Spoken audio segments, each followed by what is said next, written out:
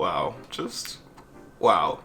Hey guys, what's up? It's imuRgency and welcome back to my channel. Today we're talking about Euphoria Season 2, Episode 4, and this episode got dark. Like, it really did. I wasn't expecting it to go this way. I initially thought that we were gonna have like a filler episode, but things are starting to get very, very real. And like always, we need to talk about it. If you're new here, hello and welcome to my Euphoria episode breakdown series where I break down new episodes of Euphoria literally every single week. So if you are new, make sure you hit that subscribe button so you don't miss a single breakdown. We are on the road to 100k. We just hit 90k, which thank you all so much for 90k. We are 10,000 lovely roommates away from 100,000 subscribers, and I personally feel like it feels better to say that like you were here before 100k than after, because like, you know, you want to like support while I'm still niche.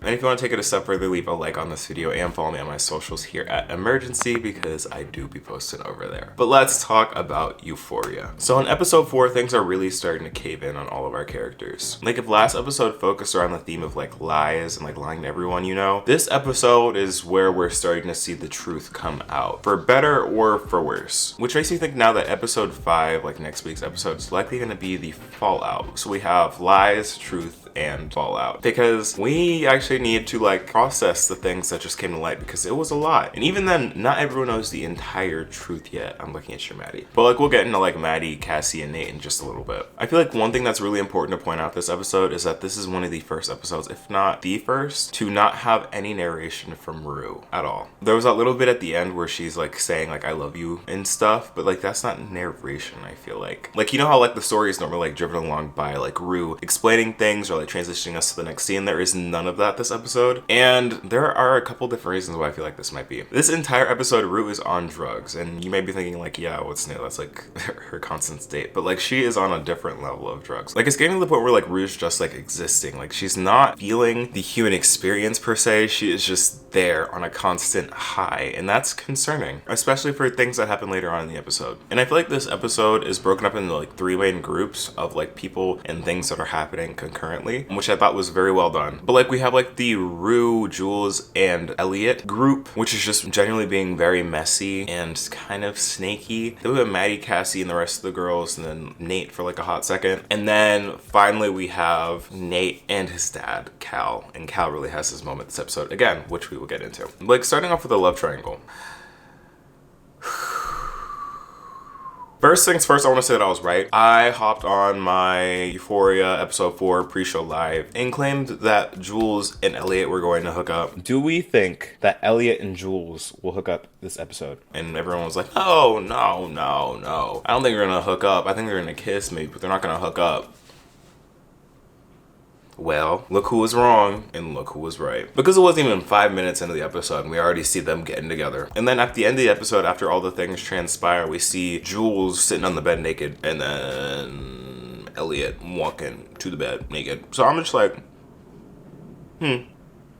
But yeah, I feel like I have like really mixed emotions about this whole thing, because for one, I do feel like Jules and Elliot have a different kind of chemistry that Jules and Rue just don't have. But also, I am kind of mad at Jules and at Elliot because, well, yeah, I'm mad at them both. Specifically at Jules, because it feels like whenever Rue is going through something, Jules always runs to someone else. Like, Jules does not stick around for like the tough times, and I'm really starting to notice that. Like, that happened in season 1, like whenever things would get like tough or she wouldn't get the exact validation that she wanted, and this might be because of like some kind of trauma, but like she would leave, she would go somewhere else. Like, when she took that trip, she was gone, and then at the end of season 1, she was gone. And now that she feels like Rue is getting a little distant from her and not really like appreciating her just for a little bit, then she's also gone and seeking out Rue's new best friend, which is very weird. Very much weird.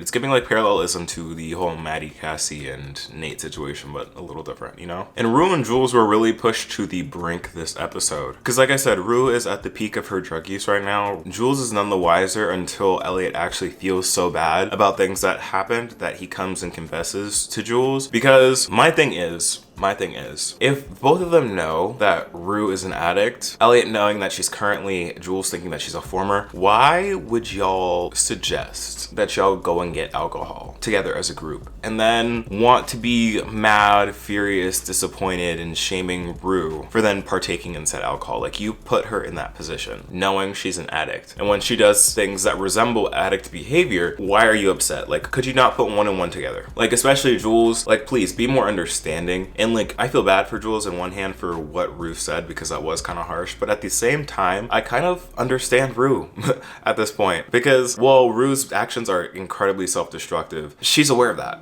You know, she's aware of that. And the way that Jules kind of approaches it is just really from a place of judgment, being like, you know, you shouldn't be doing that. Like, what are you doing? Like, you shouldn't be drinking. Put the drink down. As opposed to, like, I don't know, talking to her like a human, as opposed to like some kind of pet or like a child. Like, it's just very strange behavior, I feel like. And I don't know, Jules just doesn't have a lot of room to talk and to really argue at this point, in my opinion. And I think one thing that's really interesting throughout like this entire episode is the theme of like alcohol, because I feel like alcohol is the main thing that causes the separation between Rue and Jules, as well as the truth coming out between Elliot and Jules. And for the second group, we get to see how alcohol really makes things messy and the truth come out. In a sense, for Cassie, and of course alcohol is the main reason why the stuff that happened with Cal went down at all. So let's talk about Maddy and Nate. Well, I will say I was right about the last thing. I was wrong about the Maddy and Nate situation. So it turns out that Nate actually did not come there for the tapes, and in fact came there to just talk with Maddy. And the conversation that they had was so deep and like so emotional. Like, Alexa Demi, your performance for this scene, unmatched. We find out that Maddy is still very much in love with Nate, or at least has love for him. In that whole scene where she's just expressing like and questioning, like, did he feel her love? Like, she feels this undenying true love for this man, and she wants to know if he ever felt that, and his answer being like, I don't know. Because really, he didn't. He wasn't really looking at Maddy like that at that moment. Like, he was with Maddy, sure, but he had eyes for Jules. Like, he was thinking about a whole bunch of other things that weren't really Maddy, and that really hurt, because you could just see on Maddy's face that that tore her apart. Because no matter what she did, no matter how hard she tried, she really just was not enough for him. And that conversation then juxtaposed against the Cassie and Nate situation, which really does sort of mimic what was happening between Maddy and Nate in season 1, which I find very interesting. Cassie at this point is just delusional. I just want to say it. Cassie is in a state of delusion. She is down bad. If you thought Cassie was down bad before, like, she has hit a brand new low where she is screaming at this man who's actively gaslighting her. Sure, like, he's actively doing all the Nate-isms that make us hate Nate, but she is just firing them right back. Like, they are literally just screaming back and forth at each other who's crazier when they are both absolutely crazy. Although I will say, Miss Cassie, I don't know who you think you are. Just because you get those eyes where you're like, I'm crazier, does not make you any more fearsome than Maddy, because you were quaking in your boots not 2 episodes ago. Quaking in your boots, looking at Miss Maddy slam that girl against the window. Like, if you think that you can compete with that, Miss Goody Two Shoes, Miss Never Broke a Bone, I don't know, girly. I don't think it's in the cards for you. Respectfully. And you can see like the parallelism, because at one point Nate even calls Cassie Maddy because she's acting a very similar way to how they would fight in season 1. And it's really interesting because it's also showing the true colors of Nate, in the sense that, like, Nate said in this season that he thought it was Maddy that would always cause the problems and be like really difficult and like start all these fights. But now that the same thing's happening with Cassie, there's only one common denominator, and that is you. Nate Jacobs, you are the reason why these girls hate you. You do it to yourself. You take these girls, you manipulate them, and then make them feel like they're crazy. Have them, well, in some instances, manipulate them into showing some very unhinged aspects of themselves. And when you don't like what you see, you then blame them and be like, oh, this is why you're like this. Like, I can't deal with you because you're like this. Like, you are the reason they are like this. Without you, Cassie and Maddy would be chilling. They would be chilling. Honestly, better versions of themselves. So Nate Jacobs, please shut up and quiet down. And you got shut down. You did get shut down later in this episode. But like I was saying, Cassie is at a brand new low. Like, she really thinks that she's the savior of Maddy, in a sense, justifying her behavior for sleeping with her ex-boyfriend. And I really am concerned at her thought process here. Like, why does she think that keeping them away from each other by inserting her in the situation makes things better? Like, it really doesn't. And you can see how Maddy and Nate's relationship really just does eat at Cassie, because at Maddy's party, Cassie is just drinking and drinking and drinking and getting these delusions and just really feeling sorry for herself. And that hot tub scene, Disgusting. Literally disgusting. I do love how all the girls were chewing up Nate Jacobs. Like, I really did enjoy that. And Maddy's responses were also very funny. But Cassie, if people don't know now, I don't know how they don't. Because why does Cassie just stumble on top of Nate and go, oops, sorry. And then look directly at Maddy and be like, happy birthday. Like, shut up. Cassie, shut up. Like, Lexi already knows at this point. Lexi's being like Sherlock the way that she just be hiding around corners observing her sister just to plug it in her play later. Like, she has a plan. She has a plan. But Cassie is a full mess. Like, in this episode, we also find out that she also feels guilty for it. Like, she definitely feels guilty for her actions, but at the same time, I don't know. I really don't know. Also, since we're talking about parallelism, I really liked how they had that whole scene where Cassie and Nate fight. Cassie leaves, and right before she leaves, Nate stands at the top of the stairs being like, Cassie, I love you. Trying to get her back, and he did the same thing to Maddy in season 1. The screenwriters are smart. The screenwriters are very smart. Now let's talk about the scenes that stole the show. Cal Jacobs. Ashtray beat some sense into Cal. I saw this tweet being like, not Ashtray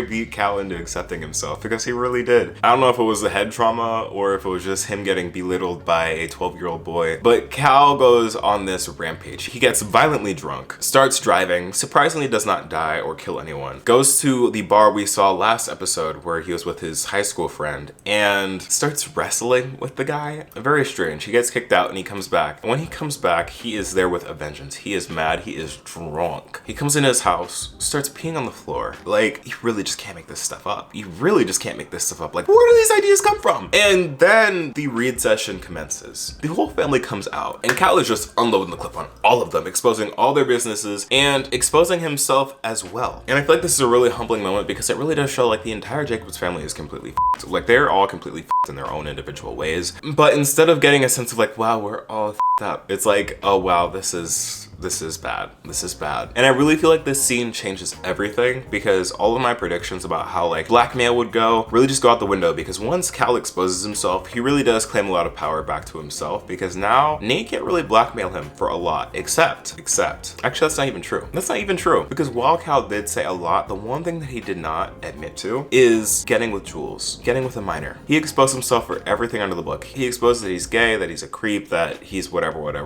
he's been hooking up with this, that, and third. But the one thing he did not admit to is sleeping with a minor. And you know what also he didn't admit to? When he was reading everyone else in the room, the person that was oddly silent, Nate Jacobs, he did not talk about that. He knows about Nate and Jules, yet he said nothing about it. Which makes me think that there's still something going on there. Maybe it was out of respect. Maybe it was because it's, again, mutually assured destruction. Like, they both don't want that part coming to light. But it was very interesting how that was the one thing that he omitted in his grand speech. And it also, I feel like, a moment that was kind of hurtful and actually made me feel a sliver of empathy towards Nate was when his dad was like, something like him living a double life wasn't his biggest regret and that Nate was his biggest regret. And like, wow, for you to say that to your child, wow, that's beyond me. That's beyond me, friend. That's beyond me. Like that's some trauma right there. That's some trauma right there. And basically, after he does all that, he's on the floor, reads his family, he's just like, all right, I'm gonna go out and be gay now. Peace, family, and leaves. And I'm like, okay, Cal, will he come back this season? I have no clue. But if that was his exit, that was a pretty good one. And finally, the last thing I want to talk about this episode comes back to Rue and the fact that she might have overdosed. Last we see of her, she takes a lot of drugs, and then we get this really trippy scene at the end where she's like in a church, but also not in a church, and she also sees her dad, but it's not her dad, it's the pastor, and we're getting like this whole back and forth. Like, what do y'all think about that? Like, what do you think is going to happen here? Do you think that was her? I heard some people saying that she like croaked. I don't think that's the case. The preview looks like she might be in the hospital, like things might be bad. I definitely feel like she might have overdosed and this might be a trip of hers, but that's very interesting because the episode closes with her being like, I love you, I love you, I love you from before you're born until after you're gone. Like, I love you. I'm like, wow. And then the last very line is Jules replying, being like, even before we existed or something. And I'm like, what is going on? Episode 5, I hear, is going to be a turning point. Very, very dark. I'm excited to see it, but I would like to hear your thoughts on this. What did you think about episode 4? Anything that I missed? Be sure to drop it down in the comments below. I would love to hear your thoughts. Again, if you're new to the channel, make sure you subscribe. I come out with these videos every single week and post twice a week. So again, make sure you subscribe before 100K and turn on post notifications. If you enjoyed this video, let me know by leaving a like and follow me on my social medias, TikTok, Instagram, Twitter, over at imuRgency. Other than that, y'all, thank you so much for watching. I've been imuRgency, and I will see you in the next video. Peace.